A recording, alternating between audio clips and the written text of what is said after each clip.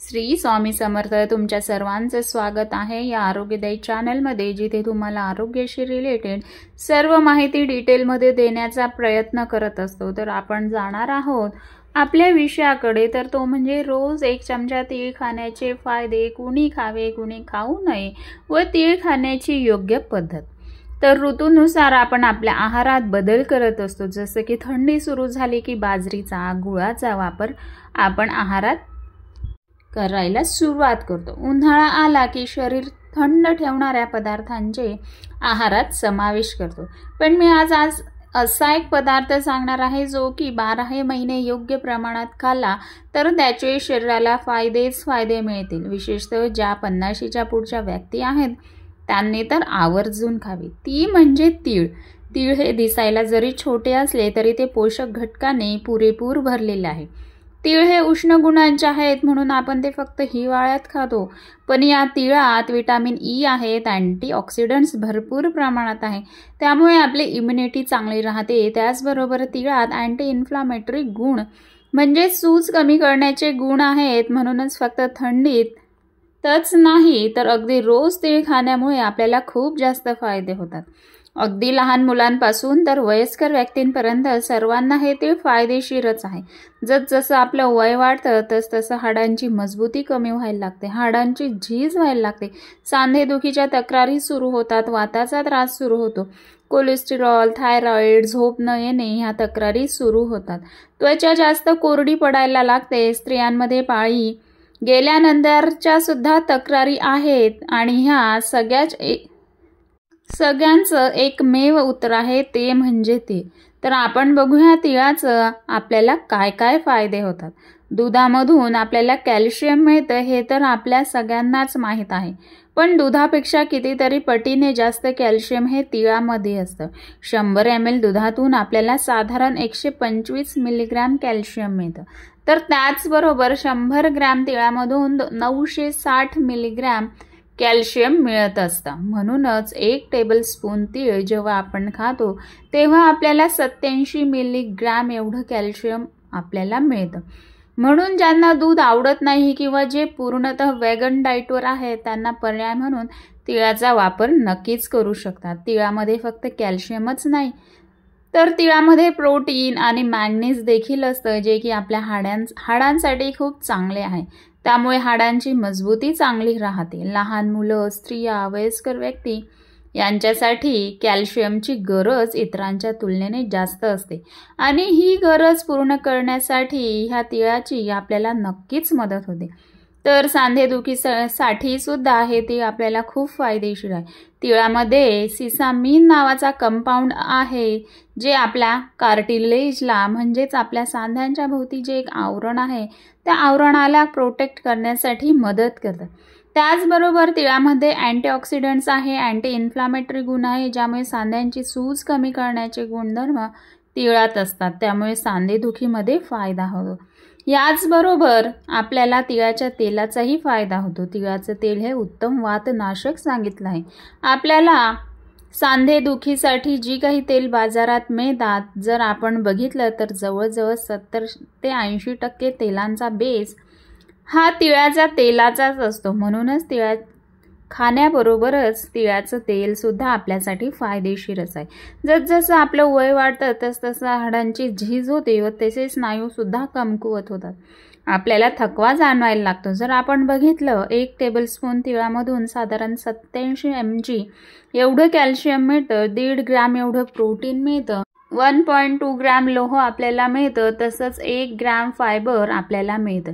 या सगळ्यांमुळेच आपल्या स्नायूंची मजबूती चांगली ठेवता येते। तसंच मॉडर्न सायन्सनुसार तीळ हे उत्तम मॉइश्चराइज करतो आणि म्हणूनच तीळ खाण्याने आणि तिळाच्या तेलाच्या वापराने त्वचेचा जो कोरडेपणा आहे तो कमी करण्यासाठी आपल्याला मदत होते। तिळामध्ये विटामिन ई, अँटीऑक्सिडंट्स आहे, सूज कमी करण्याचे गुणधर्म आहे, बरोबरच त्याच्यात प्रथिन, लोह देखील आहे, हे आपल्या त्वचेसाठी व केसांसाठी खूप फायदेशीर आहे। अँटी एजिंग गुण तिळामध्ये आहे, त्यामुळे सुरकुत्या येण्याचं प्रमाण कमी होतं, त्याचबरोबर केस चमकदार होण्यासाठी मदत होते। तसंच तिळापासून तेल काढतो, म्हणजेच त्याच्यात फॅट तर असणारच आहे, मग त्याच्यामुळे आपलं कोलेस्टेरॉल वाढेल का हा प्रश्न उद्भवतो. तर तिळामध्ये सॅच्युरेटेड फॅट्सचं प्रमाण खूप जास्त कमी आहे.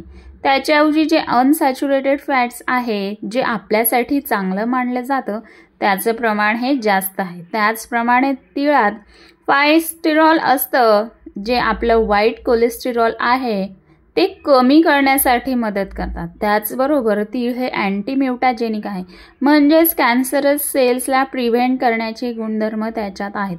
जसजसं स्त्रियांचं वय वाढतं तसतसं त्यांच्यात कॅल्शियम, प्रोटीन आणि आयर्न यांची गरज जास्त असते. तर हे तीळ स्त्रियांसाठी खूप फायदेशीर आहे. तर आपण बघितले फायदे, तर फायदे योग्य पद्धतीने मिळण्यासाठी हेही आवश्यक आहे की ते कसं खाल्लं पाहिजे ते आता आपण बघू. तर तीळ हे भिजवून किंवा भाजून किंवा त्याचे मोड आणून किंवा गुळासोबत खाल्ले तर तिळाचे आपल्याला जास्तीत जास्त फायदे हे मिळतात. तर काहींना प्रश्न पडला असेल की तीळ हे उष्ण गुणाचे आहेत. आपण जर रोज खाल्ले तर उष्णता वाढेल किंवा काही त्रास होऊ शकतो, पण जर तुम्ही योग्य प्रमाणात तीळ खाल्ले तर तुम्हाला त्रास हा होणार नाही. यासाठी तुम्ही तीळ किती खाल्ले पाहिजे ते बघूया. तर तुम्ही रोज 1 ते 2 चमचे तीळ हे खाऊ शकतात. आता हे तुम्ही वेगवेगळ्या प्रकारेही खाऊ शकतात. उदाहरण म्हणजे तिळाचा लाडू, वडी किंवा चटणी खाऊ शकतात किंवा नुसते भाजून देखील तुम्ही तीळ खाऊ शकता. त्यानंतर तुम्ही भाजीमध्ये, थालीपीठमध्ये, भाकरीमध्ये टाकूनही खाऊ शकतात किंवा रात्री जर तुम्ही दूध घेत असाल तर दुधाबरोबर 1 चमचा तीळ खाऊ शकतात. याने झोप येण्यासही चांगली मदत होते. तर तीळ खाण्याचे फायदे जरी भरपूर असले तरी ते सगळ्यांसाठी योग्य नाहीत. आपण आता बघणार आहोत कोणी खावे व कोणी खाऊ नये.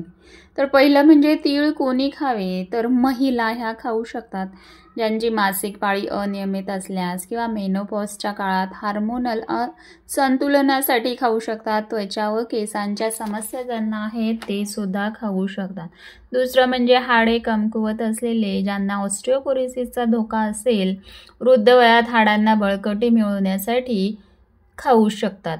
ज्यांना कंटाळवाण्या, थकव्याने ग्रस्त जी लोक आहे, शारीरिक दुर्बलता आणि ऊर्जा कमी असल्यास व्यायाम करणाऱ्यांसाठी तर नैसर्गिक ऊर्जा स्रोत आहे.